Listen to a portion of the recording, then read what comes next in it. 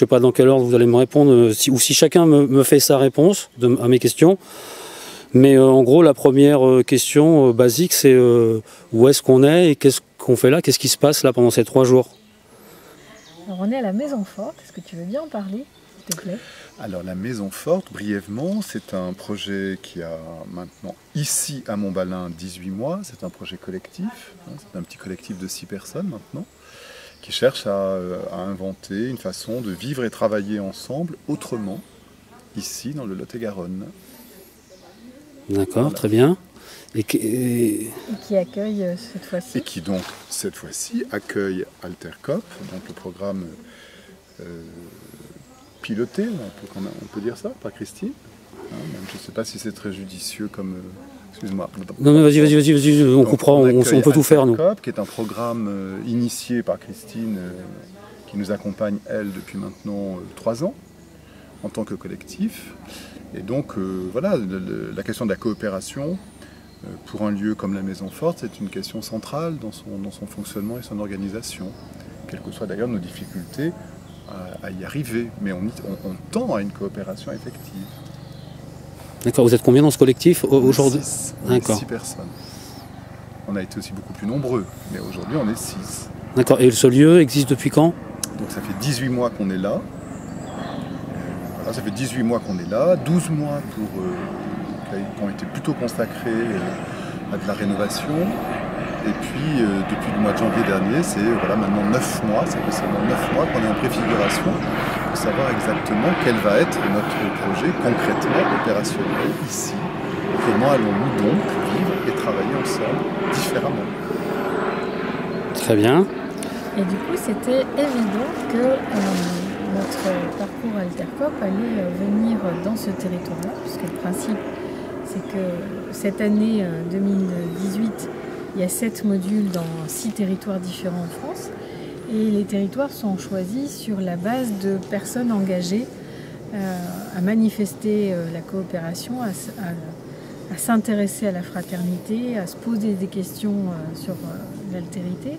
Mais à part des questions et de dialoguer sur le sujet, c'est de le vivre en vrai. Donc là, l'intérêt, c'est de dire il y a des personnes, 6, qui sont engagées pour de vrai, dans un vrai lieu. Et qu'est-ce que ça donne et qu'est-ce que ça nous apprend. Donc c'est le mariage un peu d'un projet qui vient rencontrer des acteurs engagés et comment ce maillage peut enrichir les participants qui viennent, eux, en plus sur la thématique ou sur la totalité des modules, essayer d'expérimenter ce que c'est que la coopération en action avec des acteurs engagés. D'accord, très bien. Est-ce que tu pourrais juste me le faire en mode résumé? Je ne sais pas du tout ce que c'est la formation que tu fais. Et est-ce que tu pourrais... on part de rien, donc je ne sais rien. C'est quoi donc le module 7? On en est au module 7, mais le concept général... Le concept général, c'est qu'on est dans un monde complexe dont les enjeux et les défis sont énormes. Maintenant, ça y est, la plupart des gens sont conscients des enjeux climatiques, des enjeux économiques. Je ne vais pas revenir sur ces enjeux-là. Mais ces enjeux ne peuvent être relevés, des solutions ne peuvent être trouvées qu'ensemble. Ensemble, ça veut dire plein de disciplines ensemble, ça veut dire coopérer. Coopérer, c'est compliqué parce qu'on vient d'un moment de notre histoire où on a été très individualiste, donc on ne sait plus comment faire.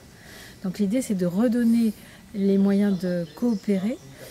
Et pourquoi coopérer? Pour co-créer les solutions pour maintenant et pour demain, et pour réussir à manifester une certaine résilience pour tous les règnes de la planète. Et comment est-ce qu'on s'y prend? C'est un petit voyage, une exploration au pays de la coopération, donc avec la rencontre de territoires, de personnes. Il y a 35 intervenants, 6 territoires, 7 modules. On est au 7e module et il y a quand même une 50aine de personnes qui ont vécu le parcours à un moment ou à un autre. Certains ont vécu la totalité, d'autres l'essentiel des modules et certains sont entrés à un module, reviennent à la fin et tout le monde est bienvenu et on est dans une dynamique de fertilisation comme les abeilles qui viennent polliniser à un moment donné et c'est ce qui rend la dynamique totale vivante. D'accord, très bien. Est-ce que tu pourrais du coup nous citer, on ne va pas parler de tous les modules, mais nous raconter un peu le contenu de ce module? Alors, si Celui-ci, oui. C'est... Pour que ça nous donne un peu l'amplitude des endroits où ça travaille, quoi. Enfin... L'idée, c'est de rendre compte d'acteurs engagés et de recevoir des acteurs engagés. Donc il y a par exemple Tristan Rechid qui est venu nous parler, nous témoigner de l'expérience démocratique de Saillant et puis nous faire expérimenter des pratiques de gouvernance partagée. Il y a Yann Richet qui vient nous parler, nous faire voir son film Nouveau Monde et nous parler de l'aventure humaine que ça a été et de l'aventure de coopération. Nous aurons des personnes à distance, donc Michel Bowens qui va nous parler des communs et Eva Vicens qui est en Finlande en tant que Française et pluriculturelle d'ailleurs, mais qui est en Finlande et qui va nous parler comment elle arrive à manifester ses passions et la pluralité des choses qui la motivent dans la vie et comment elle arrive à concilier un engagement sur l'énergie en Afrique en même temps qu'elle a monté une maison d'édition et comment elle tisse tout ça et pourquoi elle a choisi la Finlande.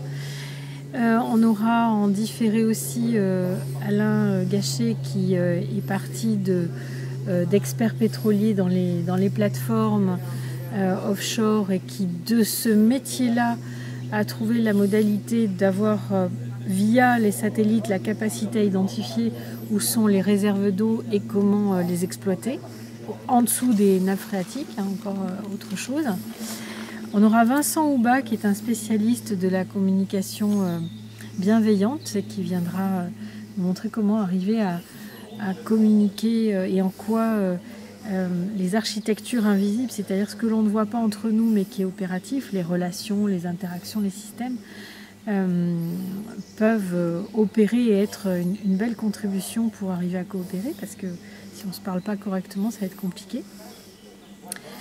Et puis on aura aussi Christine Musset qui est à la fois musicienne et qui est aussi spécialiste de la méthode de Feldenkrais et qui viendra apporter une incorporation, c'est-à-dire comment au travers de pratiques corporelles il est possible d'intégrer toutes ces choses qui auront été mal axées en termes d'apport théorique, d'éléments dialogués et de mise en pratique et comment les incorporer à l'intérieur de soi.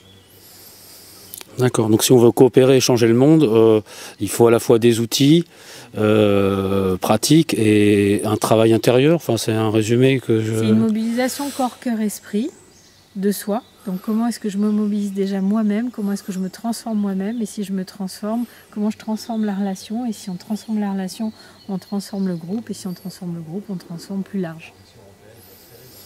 Donc, elle est super celle-là, mais je vais t'en poser une dernière quand même. Ça fait une belle conclusion ça. Mais juste une petite... est-ce que toi, d'ailleurs, est-ce qu'on peut le faire en mode question-réponse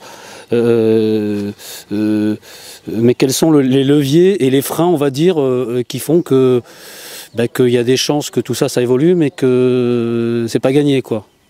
Alors, les leviers et les freins, est-ce que tu serais d'accord pour qu'on en dise chacun quelques-uns ? Ouais, Ça serait quoi les leviers pour toi ?